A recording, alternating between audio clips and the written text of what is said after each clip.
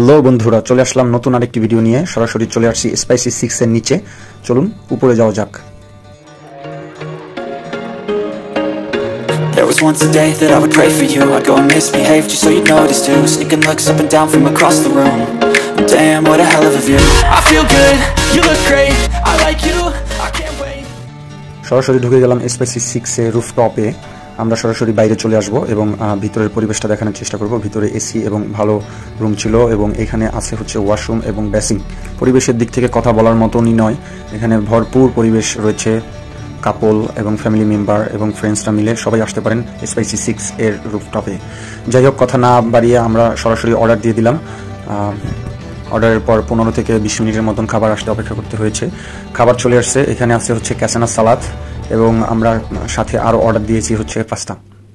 এবং দুইটার মান সবার মুখ থেকে সরাসরি শুনতে পারবেন। সবাই সাথেই থাকুন এবং উপভোগ করুন ভিডিওটি। I feel good, you look great. I like you, I can't wait. A first time, a first date. You're so fine, I'm so late. You sip wine, I drink straight. Don't waste time to my place. I feel my heart erase. ক্যাসানা সালাদ আর হচ্ছে pasta. একটা ছিল আমার চুজের, একটা ছিল আপুর চুজের। তোমার কোনটা ভালো লাগছে? আমার কাছে ক্যাসানা সালাদটা ভালো লাগছে। সেটা চলে আসে না? এটা কি ভাবি বলেন, পাস্তা এবং ক্যাসানা সালাদ কোনটা ভালো লাগছে আপনার? একবার স্কুলে মার্ক দিয়েছিলাম, মাইয়ের চেহারা দেখে মনে আছে গানের কলিতে এরকম ব্যাপারটা করলো। ক্যাসানা সালাদ আর হচ্ছে পাস্তা। সালাদটাই বেটার মনে হচ্ছে। আপনি তাহলে পাস্তা খাওয়ার জন্য চিল্লি করছেন কেন? বলেন পাস্তা না ক্যাসানা সালাদ? পাস্তাও ভালো, ক্যাসানা সালাদও খারাপ না। সে আবার ঘর বাঁচাইলো, ভাই আবার ঘর বাঁচাইলো। তুমি বলো ক্যাসানা সালাদ আর এই নেই, দাঁড়াও। তুমি বলো কুইক।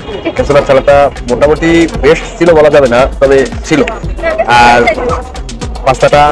পাস্তাটাও মিডিয়াম, একদম নাথিং, তবে ওইভাবে হয় না। হোয়াইট সস পাস্তা যেভাবে হওয়া উচিত ওইভাবে। বলো কি বলবা?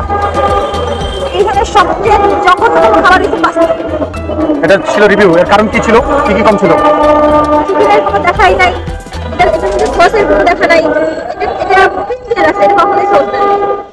আমার এত জঘন্য আর কিছু বলা যায় না।